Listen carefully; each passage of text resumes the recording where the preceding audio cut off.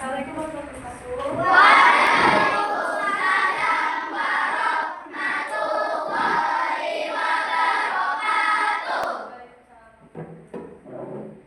Ketua kelas, silakan disiapkan terlebih dahulu dan jawab bersama. Siap, ucapkan salam. Assalamualaikum warahmatullahi wabarakatuh.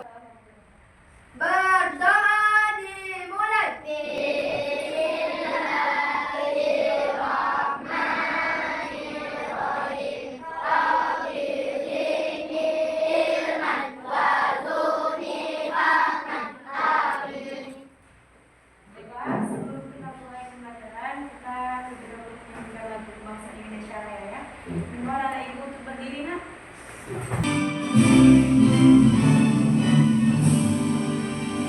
Indonesia tanah airku yang kaya, di sanalah aku berdiri. Ibu, sebelum kita mulai pembelajaran, ibu absensi terlebih dahulu ya. Amonita, Arika Nur Ain, ibu. Ibu, sebelum pembelajaran kita mulai, ibu mau anak ibu rapikan tempat duduknya terlebih dahulu. Simpan semua buku ataupun benda-benda yang tidak ada kaitannya dengan pembelajaran kita bagian ini. Sudah? Sudah. Ibu harap anak-anak ibu hari ini bisa mengikuti pembelajaran dengan baik, fokus, konsentrasi ya. Yang pasti anak-anak ibu harus semangat. Semangat. Ya. Mau ikut terus semangatnya. Kita tepuk semangat ya. Tepuk semangat. Alhamdulillah. Nah, ibu mau tanya nih, materi minggu lalu kita membahas tentang materi apa? Mengenal Allah melalui Asmaul Husna. Nah, pada materi kita hari ini, mari kita sedang menulis mengenai materi kode dan kadar. Benar? Nah, hari ini kita fokus untuk memahami apa maksud dari kode dan kadar. Buka catatannya, anak ibu. Materi mengenai kode dan kadar.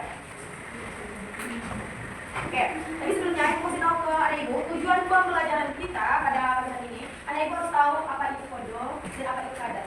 Ya, harus memahami apa itu definisi dari kode dan kadar. Nah, di kode dan kadar itu kita akan membahas tentang macam-macam takdir. Nah, tolong anak ibu perhatikan ibu di depan agar kalian nanti paham mengenai materi kode dan kadar. Oke, kita bahas pertama yaitu kode. Apa itu kode? Kode menurut bahasa yaitu hukum, ketetapan, perintah dan kehendak Allah Subhanahu wa Ta'ala. Nah, kode merupakan suatu ketentuan dari Allah atas makhluknya sejak zaman azali dan tidak bisa diubah dengan apapun dan dengan siapapun. Jadi dia tidak bisa diubah. Nah, itu sudah menjadi ketetapan Allah, sudah menjadi kehendak Allah yang disebut dengan kode. Nah, sedangkan kadar itu menurut bahasa yaitu kepastian, kuasa, nasib dan usulan. Kadar merupakan ukuran atau batasan dari ketetapan Allah atas segala keputusan di saat kita berada di dunia dan ini sesuai dengan usaha kita. Nah, contohnya kalau misalnya kalian mau ujian, kalian belajar untuk mendapatkan nilai yang tinggi. Nah, nilai tinggi yang kalian dapatkan itu tergantung dengan usaha. Dia bisa diubah dengan usaha kita. Nah, itu kadar. Nah, jadi kode dan kadar itu juga sering disebut dengan takdir. Ada yang pernah nggak dengar di kehidupan sehari-hari? Iya, kode dan kadar itu sering juga disebut dengan takdir katanya. Oke, macam-macam takdir. Macam-macam takdir itu ada dua, ada mu'alaq, ada takdir mutlak. Takdir mu'alaq itu adalah takdir yang dapat diubah oleh usaha manusia, usaha kita. Dia bisa diubah melalui usaha. Seperti orang yang sakit, kalau berobat di rumah sakit, minum obat, bisa sembuh. Nah, contoh yang kedua, misalnya pelajar, kalau dia mau dapat juara, dia harus berusaha, belajarnya sungguh-sungguh. Sebelum ujian, dia harus membaca buku, memahami materi-materi yang pernah diajarkan. Jadi dia bisa diubah berdasarkan usaha. Oke, lanjut. Kalau yang takdir mutlak yang kedua yaitu takdir yang tidak bisa diubah. Nah, ingat takdir mutlak itu tidak bisa diubah. Contohnya apa? Aja. Kalau waktu kita meninggal, ya udah. Kemudian apa lagi? Jenis kelamin.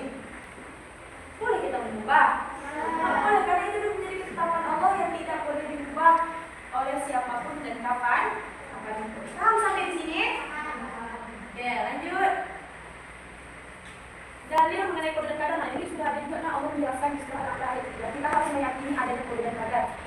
Sebagaimana Allah berfirman dalam surah kada yang menentukan kada masing-masing dan membaca tersebut. Sabda dan kada itu termasuk rukun iman, benar? Nah, rukun iman yang keberapa? Iya. Kita nolak. Oke. Hikmah beriman kepada qada dan qadar. Yang pertama yaitu melatih diri untuk banyak bersyukur dan bersabar. Di saat kita meyakini bahwa segala sesuatu yang terjadi itu sudah menjadi kehendak Allah, maka di situ kita akan menggunakan rasa bersabar. Benar nggak? Benar. Kemudian yang kedua, terhindar dari sifat sombong dan putus asa. Yang ketiga, mampu optimis dan giat bekerja. Dan yang keempat, menyenangkan jiwa. Oke, tadi kata Rifan, takdir ada dua, mu'alaf dan mu'ram. Nah sekarang, ibu mau nanya lagi ke Hamid. Takdir mu'alaf, nah contohnya apa Hamid? Siswa yang belajar sungguh-sungguh bisa mendapat juara kelas. Iya, benar. Oke, mu'alaf, mu'ram lagi. Nah ibu mau nanya nih, mu'ram. Contoh dari takdir mu'ram, Amanita. Contohnya apa? Seperti langit, seperti jalan. Iya, jenis kelamin dan kematian. Nah ibu, merasa ibu udah cukup paham mengenai materi kode dan qadar. Nah sekarang, ibu ada tugas untuk kalian. Silakan kalian isi LKPD yang sudah ibu siapkan ini ya, lembar hijau. Nah di sini ada gambar. Dan di sini ada mu'alaf, mu'ram.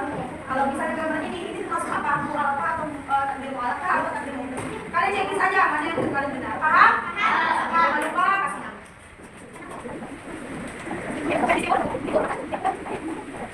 Baik, anak ibu, udah siap semuanya? Udah. Oke, Fatih. Fatih, silakan Fatih. Presentasi Fatih. Nah, kita ke teman-temannya. Assalamualaikum. Assalamualaikum warahmatullahi wabarakatuh. Waalaikumsalam warahmatullahi wabarakatuh. Saya dari kelompok 4 mau Kita.